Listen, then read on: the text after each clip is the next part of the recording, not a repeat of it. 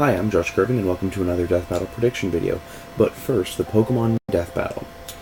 It went about as I expected with the formatting, with there being no trainer interference, Mega Evolutions, IV, EV, TM, HM, none of that.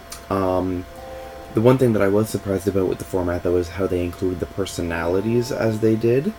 I don't know, because Pokemon's always had that the Pokemon have different personalities per individual Pokemon, so who's really to say whether that Charizard happened to be like that?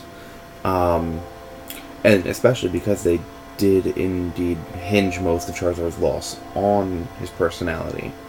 That said, though, the information mostly seemed right, though I feel like they kind of pulled the 7,000 matches and then the percents based on that a little bit out of their ass, because there's over 7,000 matches, and I doubt they did the math for each one to see who would win. That said, though, it didn't really bother me that much. The fight was actually fantastic. They did a lot with what they had, which was the black and white sprites, I believe. And based on that, they actually got a lot done, though you could kind of see the sprites like falling apart by the end of it with Charizard after he lost his wings. The fight was actually probably one of my favorite ones we've had. Just in that the music, all the fight choreography, all of that worked fantastically. My only two gripes with it were were how Charizard died, which was like, usually in a death battle we get a awesome, like a badass kind of finisher for the kill. This one kind of seemed like something out of Looney Tunes. It just seemed a bit out of place. The other thing that I had a bit of a gripe with was just the way they portrayed the three-way fight. It started with like the first 30 seconds were actually like a three-way battle, but then they kind of just went, nope, Blastoise falls asleep, so it's now Venusaur versus Charizard. And then when Venusaur lost it, it's okay, now it's Blastoise versus Charizard. So it wasn't nearly as three-way match as it could have been, but again, it's probably an animation limitation, because the choreography for that would actually be extremely hard to create. But that said, that this episode was probably one of my favorites.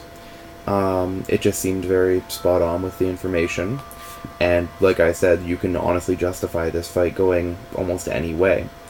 But now for the current one. Fulgore versus Sektor.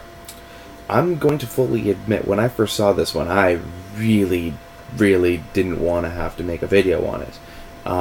As some people know, Killer Instinct is far from my favorite fighting series, and as most people don't know, Mortal Kombat's also... I rank it higher than Killer Instinct, but it's definitely not one of my favorites.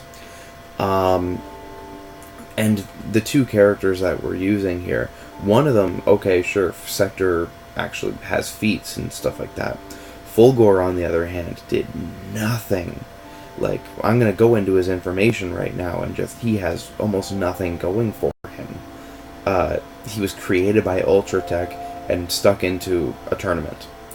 And then he was sent to kill Jago, and got his ass kicked by Jago. That's in the first game.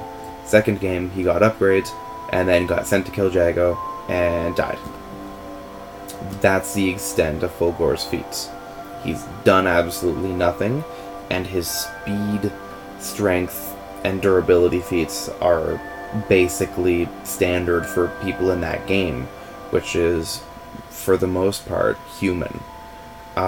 He has somewhat enhanced strength because of his cybernetic body, and his durability is equal to the other characters in that he can be stabbed, shot with projectiles, stuff like that. But just really, there's nothing notable. For his weapons, though, that's actually where he does have a few things going for him.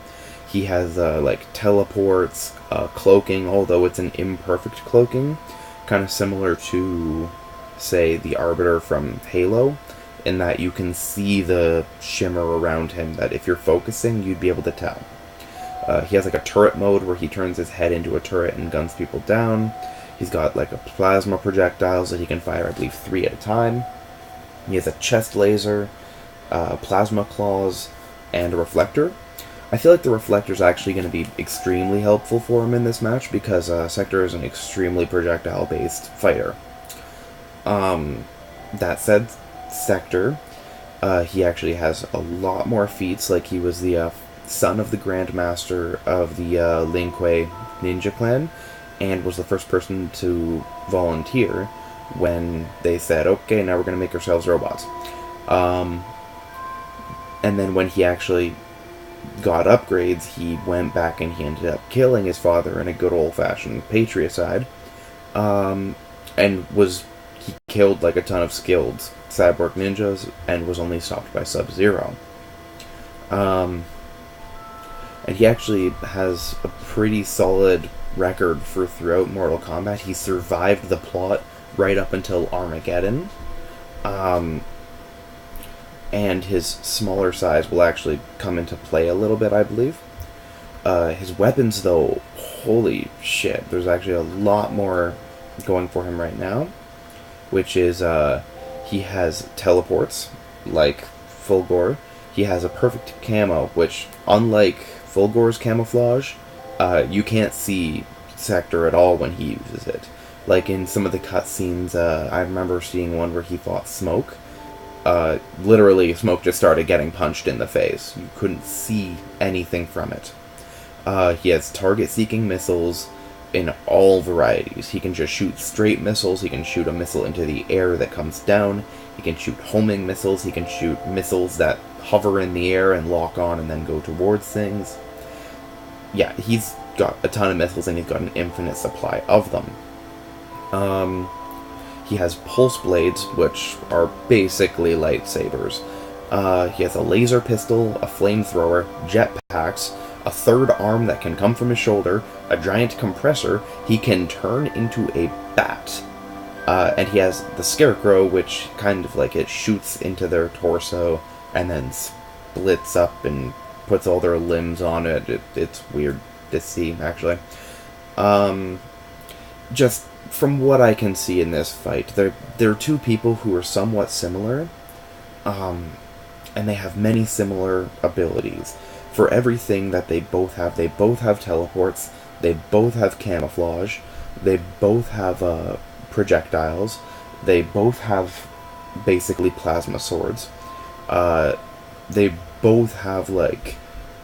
And actually what I noticed though is that the teleports, Fulgore seems to be a bit better because while Fulgore can teleport in front of or behind someone, Sektor is limited to teleporting underneath them and coming up with like an uppercut. Though, like I said before, the camouflage is almost incomparable. Like, Sektor's is literally invisibility, while Fulgore's is more detectable. So that'll definitely come into play. And like I said, with the smaller size, this is a fight between two people who are agile and going to be teleporting all over the place and going invisible. So the larger you are, the more of you there is to hit. In addition, the missiles that Sektor has are heat-seeking and will therefore not be affected by the camouflage. And I know I'm making it kind of obvious who I'm going for throughout this one, but this is just one of those fights that I'm looking at it and I just think that Sektor has more going for him. Originally, I didn't even really want to make this episode because of my lack of interest in either character, but just the more I looked at it, I just decided to throw my opinion in there. So really, the only things that Fulgore has going for him are superior teleports, a larger size, and a reflector. The reflector is going to be helpful, but he can't really move while he's using it, so it could be, oh, my missile's being reflected back at me, better teleport under him and punch him in the balls. The fight's going to be interesting, it's going to be cool, because these are two good fighters, but it's just one that I wasn't very interested in the characters for, and an interest in the characters is usually pretty paramount for being excited for a match. So hopefully we'll see it soon.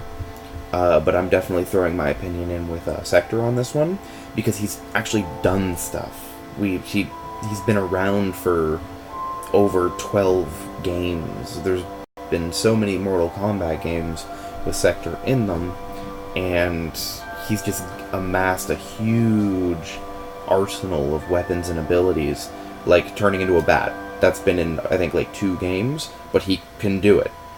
There's nothing saying he can't, because he's done it before. So there's just a ton of stuff that he has. Well, Fulgore is incredibly limited to being in, like, I think 3 games, and that's most of his good stuff is coming from the 3rd game, with his chest lasers, camouflage, and reflector, and all that stuff. It's just kind of a matter of one having seen a lot more time than Fulgore has. So yeah, that's this prediction video. Though, as a little note, one of my friends has been working on some keychain kind of stuff like that for Ruby, a series from Monty Ohm, if anyone's interested in that. I'm actually going to put a link down in the description for the video. They're really, really good little chibi keychains of the 4 main characters, and she said that if there's a decent enough interest in them, she's going to move into other characters from the series. So yeah, just if you guys want to give some support, just check the link in the description, and I'll see everybody later. Have a good one.